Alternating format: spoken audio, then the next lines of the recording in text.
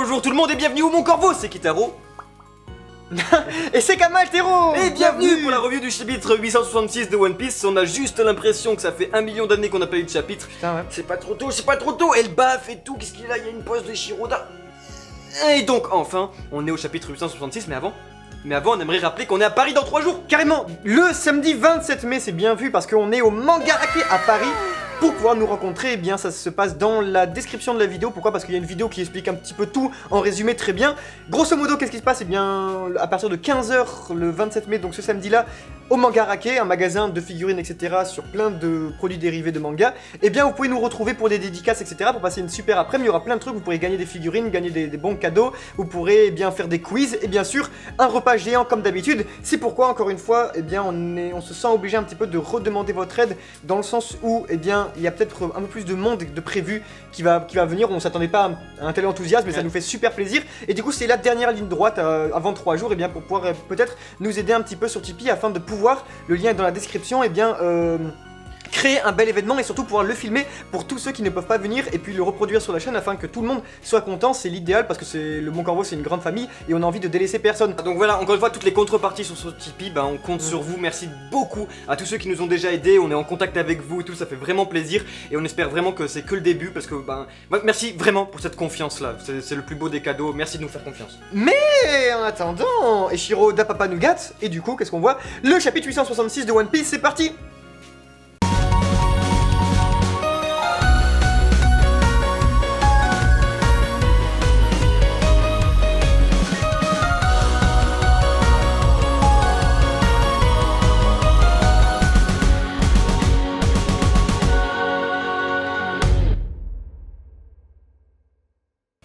On y est enfin pour l'île d'Elbaf. Vous vous rendez compte, ça fait vraiment 15 ans qu'on attendait ça et l'auteur le dit lui-même. L'auteur le dit en disant bah oui, Elbaf, l'île la plus connue, c'est hyper mystique. Et là on se dit ouais mais c'est l'île la plus connue dans le manga ou bien est-ce que c'est l'île la plus connue aux yeux des lecteurs? Et c'est juste ouf, vraiment pour moi c'est ça y est, meilleur chapitre de 2017 sûr et certain parce que ça à la fois ça démystifie beaucoup de choses et en fait ça en rajoute.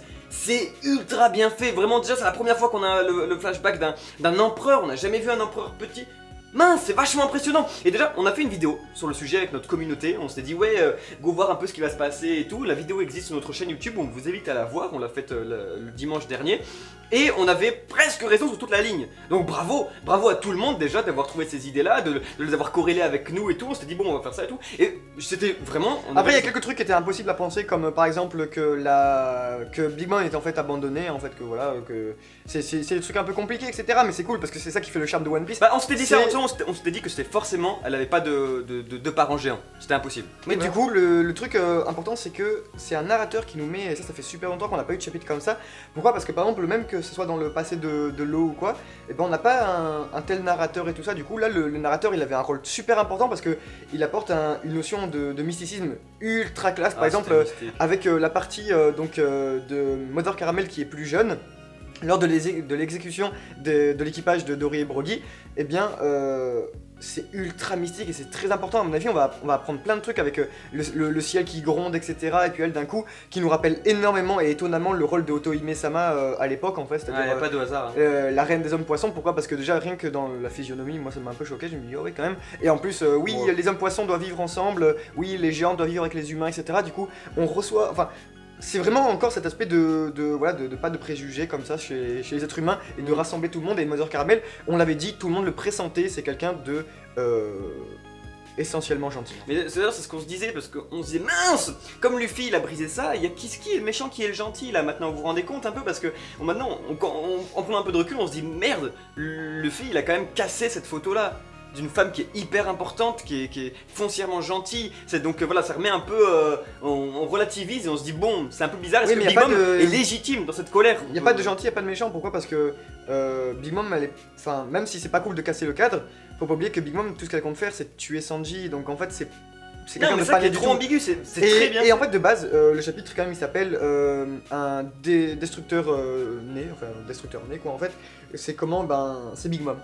Big Mom en fait et les géants, à mon avis il y a eu une aura qui doit planer sur Elbaf par rapport à Big Mom parce que tout le long en fait ils disent oui on l'a adopté etc, ça se passe bien et tout, malgré qu'à la fin eh bien ils disent des premiers pirates d'Elbaf, c'est super cool, on a les 2 géants, là c'est Yurada et Yorada, un truc comme ça.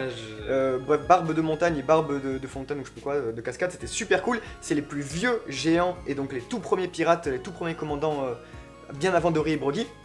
Eh bien, y en a un des deux qui dit, eh bien, voilà, c'est enfin arrivé Big Mom. T'as fini par le faire. Du coup, ça se voit en fait qu'il y a toujours une méfiance énorme chez cette puissance. D'ailleurs, rien que le fait que le mangaka il nous l'a introduit avec l'ours et que l'ours s'est pris un énorme coup et que Motor Kamal est là en mode putain, elle a instant kill quoi. En tout cas, il y a une métaphore qui est faite derrière ça. Hein. C'est très bizarre hein, le fait que Big Mom trouve un ours, prend un loup, le met dans la même cage. Enfin, moi, je vois un peu ça. On voit que Big Mom, elle est au-dessus en fait de la chaîne alimentaire. C'est hyper malsain, mais ça fait vraiment le conte de Grimm un peu, mais très malsain, donc ça marche encore une fois. On voit que pourquoi après Big Mom, ça va être Alice au pays des merveilles et tout.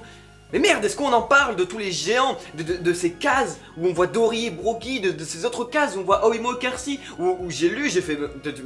Mais attends, mais je les connais, ces visages et tout. Oda, c'est des personnages qu'il a pas dessinés depuis environ 10 ans, voire plus. Et le gars, il les redessine, ça fait trop bizarre. Tout est connecté. Si c'était connecté, si c'était dessiné il y a 1 an, 2 ans, on s'était dit, oh bon bah il est fort et tout, ce gars, c'est cool, il arrive à faire un univers cohérent. Waouh! Nardine, c'était il y a 15 ans. Oda ne nous a pas tout montré en fait, et c'est sûr et certain qu'il va pas nous montrer maintenant. Donc oui, je confirme, je pense qu'on va avoir un arc de vraiment, en tout cas d'Elbaf plus tard, parce qu'il le faut, hein, il faut qu'il y ait du Usopp, il faut qu'il y ait du Luffy qui aille là-bas. Mais clairement là, ce qui est important, c'est de regarder surtout, comme j'avais dit dans la précédente review, un petit peu tous les visages, etc. Parce que là, en fait, le chapitre, je pense qu'il nous sert d'abord à nous remémorer un petit peu tous les parties géantes qui a été fait dans One Piece, parce que c'est important, parce qu'il y en a beaucoup qui lisent One Piece et qui s'amusent pas à faire des vidéos comme nous pour bien tout récapituler, et du coup il y en a, ils ont besoin de revoir Dory et Broggy comme ça en flashback et tout ça. Du coup il y a rien de très neuf au niveau des géants, en tout cas mis à part les 2 vieux commandants. Par contre, ce qui va se passer, je pense, c'est que le prochain chapitre, ça va plus s'intéresser à l'instance royale, vu que là on a plus la plèbe, etc. Là on va s'amuser à aller vers en tout cas, je pense du coup là on va voir des personnages plus importants, comme par exemple Loki qui nous a déjà été introduit dans le chapitre juste de nom et qui... Oui, enfin Loki vient juste de naître. Voilà, qui nous a... Mais je pense pas qu'on le verra vraiment, ou bien qu'on verra un bébé. En tout cas, c'est sûr qu'on va voir en plus l'instance royale, parce que là ça y est, c'est trop important pour pas que le roi entre en jeu ou quoi, parce que il y a un village qui est tout défoncé, il faut qu'il y ait des hautes personnalités qui viennent. Ça se fera pas plus d'un chapitre, je pense. Un chapitre max. Ça va vite se terminer. Et après, on va passer à autre chose, parce que là, c'est pour introduire Elbaf. Et limite, peut-être qu'il fallait ça en fait. Parce que Harudrin, c'était trop bien de le voir gosse aussi. Ouais. Tout est. Il y a des chances que Mother Caramel se laisse tuer par les géants, parce que comme ça, elle aura été essentiellement, gentille de A à Z, et du coup, ce qui fait croire à Big Mom et laisse penser à Big Mom qu'elle a toujours été gentille avec elle et qu'elle s'est jamais posé de questions, parce que autrement elle va forcément craquer Mother Caramel et dire Big Mom c'est un putain de danger public, alors que là si elle meurt, elle va rester dans l'image de Big Mom comme une femme qui a été éternellement gentille avec elle, et du coup le portrait etc ça pourrait expliquer les choses. En tout cas, le prochain chapitre risque bien de peut-être clôturer Elbaf dans le passé, ça peut être très intéressant. On a hâte de revenir à la Tea Party aussi, parce que quand ça va revenir, ça va chauffer. Surtout qu'on utilise la puissance de Big Mom, on nous dit en fait à quel point c'est un monstre de puissance très important, et que voilà, maintenant, je pense que cette petite partie elle est très importante pour montrer que Big Mom maintenant, elle peut casser des culs. Donc on a vraiment hâte de voir la suite et ça peut être très intéressant. Et merci à tous d'avoir regardé cette vidéo jusqu'au bout, mais attendez, on a un dernier truc à vous dire. Nous sommes plus de 40 000 sur la chaîne YouTube, et du coup, la tradition est toujours présente ici. Merci infiniment pour votre soutien, les amis. On a donc les 40 000 abonnés depuis un petit moment, et pourtant, on est déjà à 42 000. Ça grimpe, et puis nous, ce qui nous fait super plaisir, c'est que cette famille s'agrandit en fait, dans le sens où, voilà, après vous me direz, ça reste un nombre, etc. Et c'est pas ce qui importe. Ce qui nous importe, nous, c'est de pouvoir partager ça avec le plus de personnes possible, parce que dans la mesure où nous, avec mon frère, on parlait tout le temps de One Piece un petit peu que tous les deux, et depuis qu'on a cette chaîne, ça crée un putain de partage, mais pour de vrai, on s'attendait absolument pas à tout ça, et ça nous fait vraiment super plaisir. Du coup, merci infiniment de nous suivre depuis le début, et de pouvoir toujours créer un lien autour de One Piece. Et donc, il y a des grosses choses qui arrivent pour les 40 000 abonnés, on vous l'avait prévu, prédit. On l'avait prévu.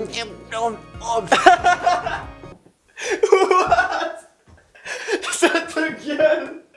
Oh mon dieu.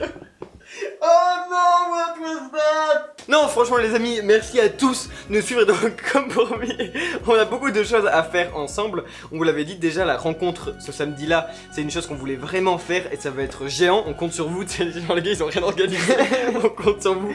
Mais on est un peu émus. On est ému parce que pourquoi? C'est l'excitation. Parce que je finis quand même ce que je voulais dire depuis tout à l'heure, c'est que NoCake, la quintessence de cette chaîne en fait, si vous voulez, c'est vraiment le partage et pas quelque chose d'unilatéral comme on vous fait aujourd'hui avec des vidéos et tout ça. C'est pourquoi on est super content de faire des choses comme par exemple ce samedi à Paris, hein, au Mangarake, parce qu'on peut vous rencontrer comme ça et puis au moins c'est un échange, c'est genre tout le monde à la même échelle et on se parle comme ça. Et nous on adorerait faire ça et du coup bah, on est super content de le faire. Et c'est pourquoi, et bien pour les 40 000 abonnés, on vous avait promis tout plein de trucs et du coup c'est déjà de 1 cette rencontre, de 2 on va faire un énorme live. Un énorme live, oui, parce que mon corbeau, vous faites un live.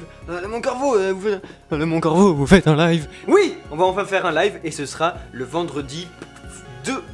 Ouais, c'est ça, le vendredi. Et avec Louis Bellamy, il sera là, le frère, on va faire plein de trucs, on va bien s'amuser. Louis Bellamy qui est, je le rappelle, le meilleur musicien qui existe sur cette bonne planète. Ouh. Et du coup, on va pouvoir faire tout plein de trucs ensemble, on va bien se marrer, vous allez voir. C'est une des grandes surprises. Bien sûr, de dans le live, l'année. des choses à gagner, des choses à faire, des choses à rigoler, des choses à manger. Aussi, qu'est-ce qu'il y a? Eh bien, Kamal, eh bien, on va pouvoir vous présenter le Mon Corbeau comme promis. Ça, c'est une bonne surprise pour beaucoup, puisque c'est sans doute une des choses qui nous est le plus demandé depuis la création de la chaîne, c'est-à-dire, eh bien, présenter un petit peu le Mon Corbeau autour de nous. Bref, d'énormes surprises, on n'en dit pas plus, C'est à ne pas louper. fini, mais- C'est donc vendredi 2 mai.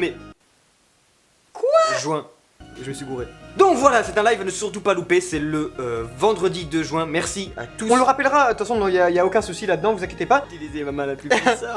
Non, en tout cas, franchement, les rêves, merci, ça me ferait vraiment un très plaisir que vous vous abonnez à ma chaîne YouTube. Pourquoi? Parce que même si vous pouvez pas faire dedans, en fait, ce qui va se passer, c'est que bah, si vous vous abonnez à ma chaîne, et ben c'est le plus beau cadeau que vous pouvez faire. On a déjà franchi le cap des 40 000 abonnés, donc les abonnés, si vous pouvez plus de faire 42 000 abonnés, ce serait vraiment le cap. Et du coup, n'hésitez pas à mettre des pouces bleus, on a déjà les 1000 pouces bleus. Là, si on pouvait mettre plus de 1500 pouces bleus, ça serait vraiment un énorme plaisir. En tout cas, on se dit à très vite.